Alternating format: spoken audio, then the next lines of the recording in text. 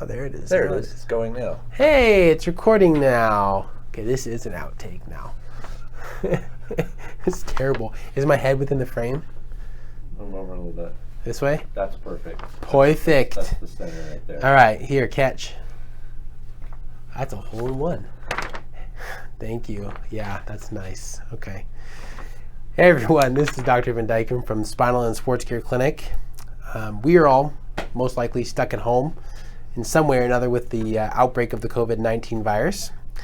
We just wanted to make this quick video to let you know that there are steps you can take to help your immune system defend against the virus or any other illnesses. Okay. Before we jump into that, let me be very clear on one thing. None of the advice you're about to hear, it replaces what the CDC has said regarding prevention of the virus.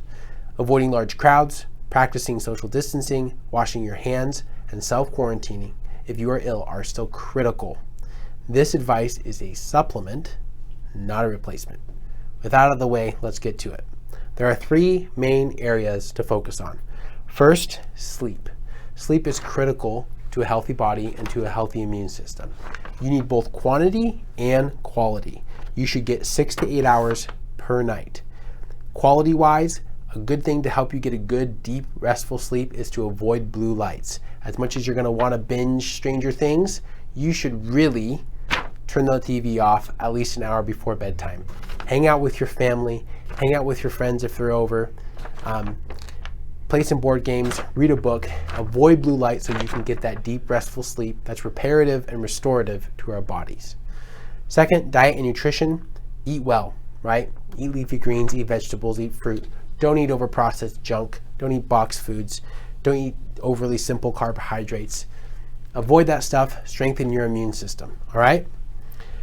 Some supplements can be helpful. Echinacea, we really like echinacea. How much do you take? It really depends, honestly, because the preparation and the brands are so different. What I generally recommend for echinacea is to follow the preparation that is given by the manufacturer. My favorite preparation happens to be a tincture. It's usually the most potent. Vitamin D and sunshine, those go hand in hand, obviously. If you can't get sunshine, right now as I'm filming this, it is beautiful outside. So go outside, throw the pigskin around. That's what Dr. Schote and I did. Get some vitamin D, that can be helpful. If you can't get sunshine, get a supplement. Start with about 3,000 to 5,000 IUs per day. That should help as well. Vitamin C can be really helpful.